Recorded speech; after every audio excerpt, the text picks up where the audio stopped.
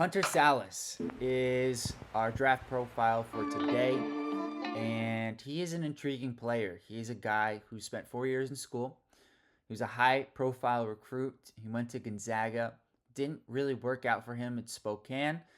He's transferred to Wake Forest and has had a lot of success the past 2 years with the Demon Deacons, where he's been their leading scorer and best player. And now Hunter Sallis is out of eligibility, so he will be in the 2025 draft. He may or may not get drafted, but he will not be returning to school. So Hunter Sallis, he's a good scorer. He's a he's certainly a mid-range tough shot specialist. That's his bread and butter. He'll be 22 when the draft takes place. He's 6'5". He's got a 6'10" wingspan, and he's about 185 pounds. He averaged 18 points, 5 rebounds, 3 assists, and a steal, and about half a block to go along with just under 2.5 turnovers.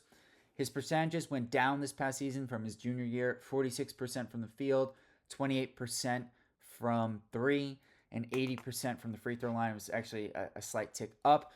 Part of the reason for that is Wake Forest went from having a solid point guard last year in Boopie Miller to not having one really until the middle of the year with Tyler Johnson, and even that, he wasn't a great, point guard. So Hunter Sallis had to play a bit out of position, especially in the early start of the season where he was playing as the de facto point guard, something that I think will help him at the next level. He's a guy who, like I said, he really prioritizes scoring in the mid range. He can get to the basket. It's not really his best attribute. He can shoot the three. It's not his best. He's really at his best in the mid range where he takes and makes tough shots. And that's going to be something where it's good that he has that in his bag, but he's going to have to make an adjustment at the next level to being a better spot up shooter, which he has shown he has the ability to do. Last season at Wake Forest, he shot 40% from three on 5 attempts. And so that's why I brought up the point guard aspect, because he has shown the ability to knock down the three.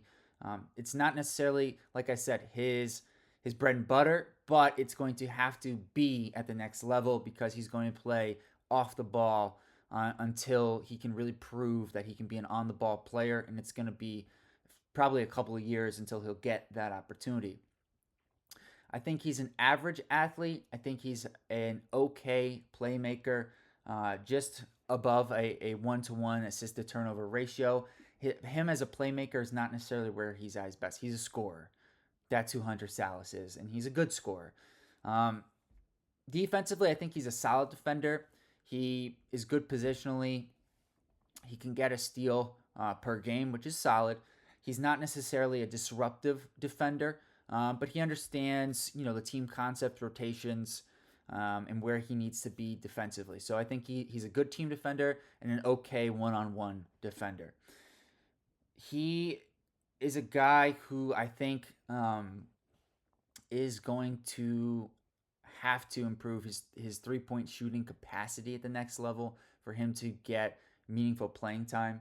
And I think he's somebody who I would project as of right now is going to go, and it's March 24th, 2025, as I'm recording this, somewhere between pick 45 and undrafted. I think he's a back end of the second round draft pick. If the 3 point shooting was as good as it was last year, I think he's a clear, top half of the second round draft pick. But because there's questions with that aspect of his game, and that is going to be a necessary component for him to have success at the next level with the adjustment in his role, I think that draft range is probably most probable. I do think Hunter Sallis is a player that contributes to winning, even though scoring is his best attribute. I think he can do it in a way that helps his team. He's not one of those guys who hurts his team by being a high volume scorer. I think he really does help his team. And so, with that being said, I think best draft fits. I thought of teams like the Knicks and the Nuggets who could use guys on the wing who can create their own shot, but in theory, if Sallis is able to become a dependable 3 point shooter with his size at 6'5", 6'10" wingspan. I think he can fit in nicely on those two teams. And I think he'll have a chance. He'll have a better chance to have success at the NBA level going to a winning organization. It will take him time to get into the rotation, but I think going to a worse team, they might prioritize younger players, and it'll be hard for him to get into the rotation. Where in a winning organization, they're just looking to win, just simply that. And so I think if he can show, in the summer league with G League opportunities, he's knocking down his threes, he'll get a chance with a better team.